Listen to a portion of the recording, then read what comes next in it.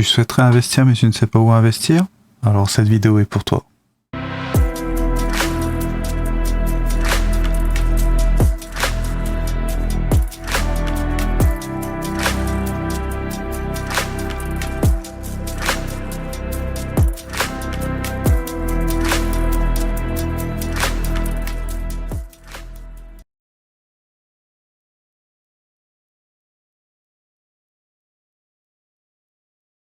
Salut, c'est Kevin de la chaîne Monsieur Riche et dans cette vidéo nous allons voir les 5 domaines où on peut investir. Car j'aurais aimé savoir au début où je peux investir, avec quel actif et quel outil je peux utiliser pour me faciliter la tâche. Et on commence tout de suite avec le premier domaine, la bourse. Alors pour évaluer les différents domaines, j'ai pris 3 critères subjectifs: le risque, la diversification et la liquidité. Dans le cas de la bourse, j'évalue le risque à 3 sur 5 car on peut perdre de l'argent, mais on peut limiter ceci en contrôlant plusieurs aspects de l'investissement. Pour la diversification, je l'ai mis à 5 sur 5 car on peut investir sur énormément de secteurs et d'entreprises. Et du côté de la liquidité, je l'ai mis à 4 sur 5 car la plupart des actifs peuvent s'acheter immédiatement, mais il y a des exceptions. Pour investir, on a le choix entre plusieurs portefeuilles ou enveloppes. On a notamment le compte titre, le PEA, le PEA PME et l'assurance vie pour les plus connus. Et côté actif, on peut investir au travers d'actions, d'ETF, d'obligations, d'options, de varentes, etc. Pour investir sur ces actifs, vous devez passer par un courtier. Je vous en propose quelques-uns et je vous mets les liens dans la description de la vidéo.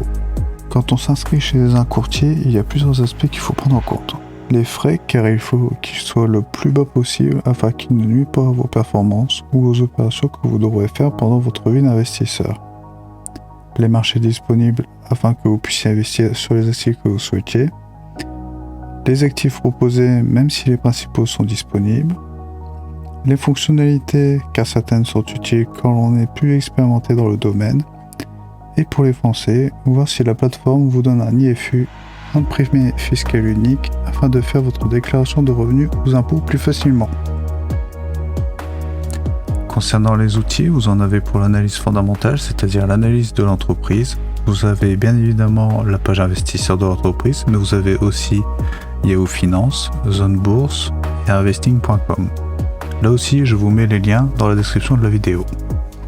Pour l'analyse graphique, c'est-à-dire l'analyse des prix, je ne vous en propose qu'un seul, TradingView, car c'est l'outil le plus complet que je connaisse dans le domaine. On passe maintenant au deuxième domaine d'investissement, le crowdlending ou prêt participatif.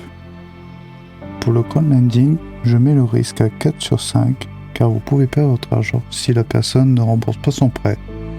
Mais certaines plateformes essaient de limiter ce risque en mettant en place des protections. Pour la diversification, je l'ai mis à 5 sur 5 car vous pouvez vous diversifier selon la zone géographique, le type de prêt et la maturité du prêt. Et au niveau de la liquidité, je l'ai mis à 4 sur 5 car il peut arriver qu'il y ait un aléa que vous ne pouvez anticiper mais qui empêche soit de revendre votre prêt ou que vous ne pouviez récupérer votre argent. Vous investissez sur une plateforme web et vous pouvez investir dans des prêts de particuliers et d'entreprises. Côté outils, vous avez le site web de la plateforme de crowdlending ainsi que ceux qui émettent les prêts. Et vous avez un site web anglais, P2P Empire, qui recense les plateformes de crowdlending et qui les analyse pour vous. On va maintenant parler du troisième domaine d'investissement, l'immobilier. Le risque est de 4 sur 5 voire 5 sur 5 car si vous faites mal vos calculs, vous pouvez vite perdre de l'argent chaque mois, d'autant que l'immobilier est un investissement que l'on fait sur le long terme. Au niveau de la diversification, je l'ai mis à 2 sur 5 car le plus souvent on commence avec de petits appartements, mais il faut trouver des appartements ou un petit immeuble afin d'avoir plusieurs locataires et ainsi pouvoir aussi réduire son risque. Côté liquidité, je l'ai mis à 1 sur 5 car on ne vend pas facilement un immeuble et le temps de la vente prend souvent 3 mois et plus. Vous pouvez investir en tant que particulier ou par une société. Mais l'immobilier en société est largement plus avantageux. Et vous pouvez faire de la location, qu'elle soit de courte durée ou de longue durée, et de l'achat-revente. Tous les deux sont réglementés, donc je vous invite à faire vos recherches pour savoir ce que vous préférez et la législation en place. Pour les outils, vous avez la recherche sur le web pour connaître les prix de la zone géographique que vous visez, ainsi que les agences immobilières, notamment pour vous faire votre réseau. Et surtout, vous avez le tableur Excel car il est essentiel de bien calculer votre rendement net après avoir enlevé les travaux, les frais de notaire, de comptable, les impôts, etc. afin de voir si votre projet est viable.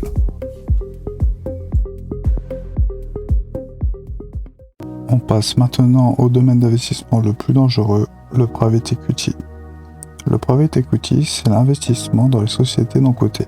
Ce sont des sociétés qui sont en recherche d'argent pour pouvoir se développer, donc forcément, elles peuvent faire faillite. De ce fait, j'ai mis le risque à 5 sur 5, car vous pouvez perdre tout votre investissement. La diversification est à 3, car vous avez souvent plusieurs sociétés sur le site web, et la liquidité est à 1, car vous êtes souvent en attente d'un rachat de l'entreprise, ou alors que la société aille en bourse pour revendre vos actions.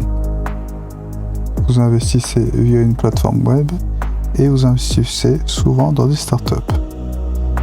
Ici, il n'y a pas d'outil, car vous devez évaluer le potentiel de la société et sa capacité à générer des revenus dans le futur.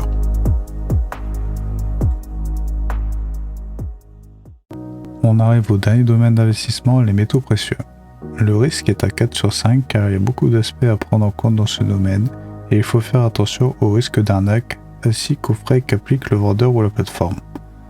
La diversification est à 2 car vous n'avez pas beaucoup de produits et la liquidité est à 3 voire 2 car souvent c'est l'acheteur qui décidera du prix final. Vous pouvez investir en tant que particulier ou société et vous pouvez acheter des pièces, des lingotins et des lingots. Côté outils, vous avez TradingView pour voir le prix des métaux précieux et vous avez le livre de Yannick Colleux avec son guide sur l'investissement dans les métaux précieux. En bonus, on va avoir un dernier domaine d'investissement, l'entrepreneuriat. Car l'entrepreneuriat est le domaine où vous créez vous-même votre actif. Bien évidemment, le risque est très élevé car si votre idée ne fonctionne pas, l'entreprise va être en faillite et vous perdrez la totalité des sommes investies.